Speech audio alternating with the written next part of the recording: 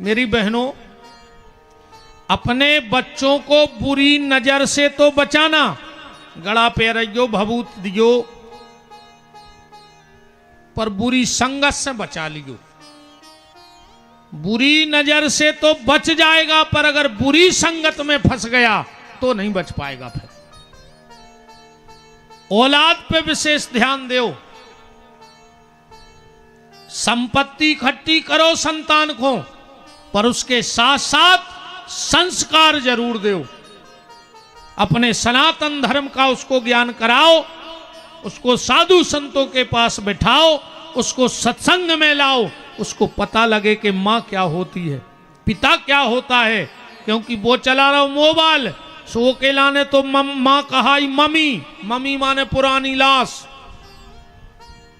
और पापा कहा है डैड, डैड माने मरो। तो वो जान रहा हो कि बाप तुम्हारा ही जगह हमारी चलने घर में। माँ क्या है, पिता क्या है, धर्म क्या है, उसको ज्ञान होना चाहिए, वरना स्थिति गड़बड़ हो रही। और इतनी गड़बड़ हो जाए एक दिन कि ना तो फिर सरकार से संभलेगी, और ना शंकराचार्य से संभलेगी, और ना सेना से संभलेगी।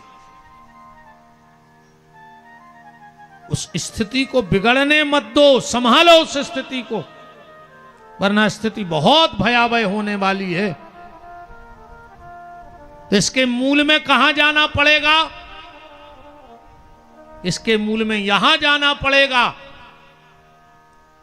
कि अगर पति पत्नी में प्रेम होगा तो तुम अच्छी संतान को संस्कार दे सकती हो। तुम ही लड़ाता रहे चोखर गया बेलज्ञा से दिन भर, का संस्कार दे हो बाल बच्चों बताओ। अच्छा, मम्मी पापा लड़े और मोड़ी मोड़ा दूसरे कमरा में थप्पड़ी बजावे गए, बोले काय, बोले बिना टिकट को खेल चालू होगा।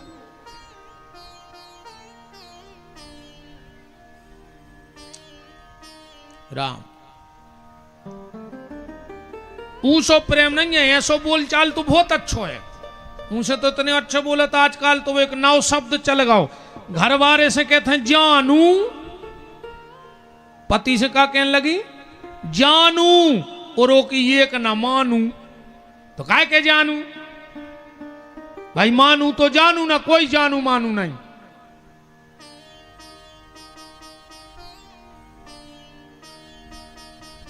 बहुत ध्यान से समझने की बातें हैं।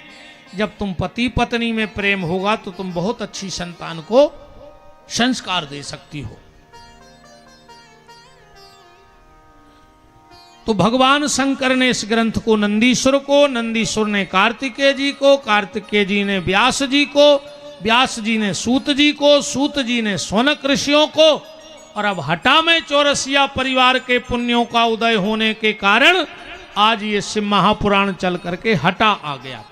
बोलो शिव महापुराण की जय। हम प्रवेश करते हैं प्रथम श्लोक में। कहां से प्रारंभ है शिव महापुराण? के हे सूत महाप्राज्ञा, शिव महापुराण का पहला श्लोक। हे सूत महाप्राज्ञा, सर्व सिद्धांत वित प्रभु, आख्याही में कथा सारम, पुराणानाम विंशतः। नैमी सारण्य की पावन भूमि में सोनकादि 88,000 ऋषि सूत जी महाराज से पूछ रहे हैं कि आपने हमें खूब पुराण वेद शास्त्र सब सुनाए, कथाएं तो आपने बहुत सुनाई, अब हमें कथा को सार सुनाओ जिससे हमारे परिवार में सुधार होवे। देखो भैया, अगर परिवार की व्यथा मिट जाए है तो कथा अच्छी लग है। अगर परिवार में व्यथा बनी रही तो न तुम्हारा भजन में मन लगने, न कथा में मन लगने। तो परिवार की व्यथा कैसे मिटेगी? बोले वो कथा से नहीं मिटेगी, कथा के सार से मिटेगी। इसलिए शिव महापुराण को क्या कहा? हे सूत महाप्राज्ञा, सर्व सिद्धांत वित प्रभु।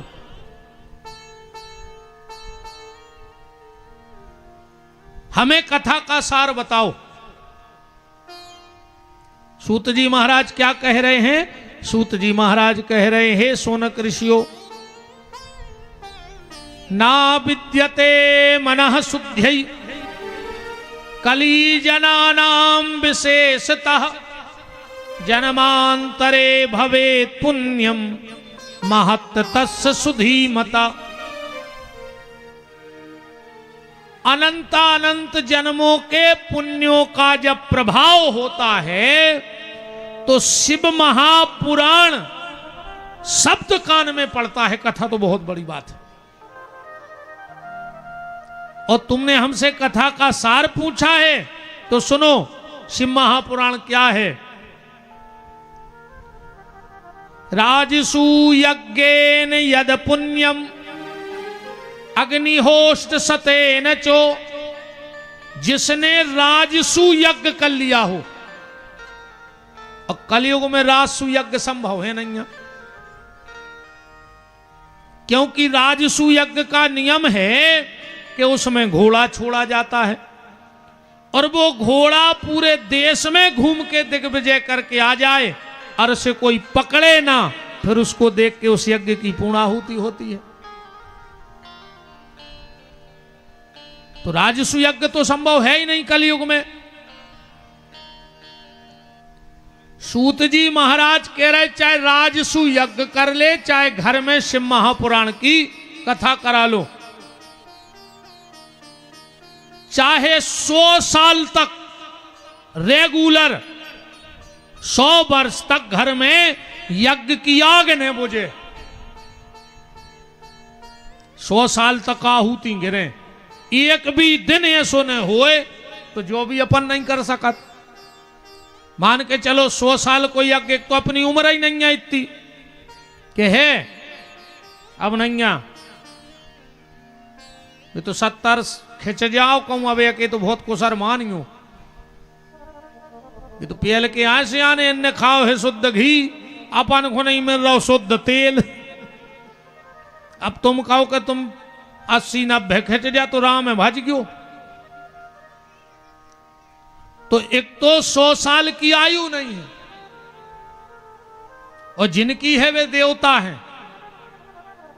जिनकी भी आयु 100 साल की मिल जाए समझ लियो वे देवता हैं। पर पुराण में लिखा है कि 100 वर्ष तक तुम्हारे घर में यज्ञ की आग न बुझे, रोज यज्ञ होवे, तो जितना फल उस 100 साल के यज्ञ का है उतना शिव महापुराण की कथा का फल है। अगर शिव महापुराण की कथा जिस जगह हो जाए, जिस गांव में हो जाए, जिस नगर में हो जाए, समझ लेना वहां 100 साल तक यज्ञ हो गया रेगुलर। मैंने कहा था ना, ये चौरसिया समाज के परिवार का बहुत बड़ा पुण्य है कि उनके मन में शिव महापुराण का विचार आया। भागवत भी हो सकती थी, राम कथा भी हो सकती थी, पर विचार शिव महापुराण का आया। तत्पुण्यम लभते शंभु कथा श्रवण मात्रतः। कथा सुनने मात्र से राजसु यज्ञ का फल और 100 वर्ष तक घर में यज्ञ होने का फल सहज ही प्राप्त हो जाता है।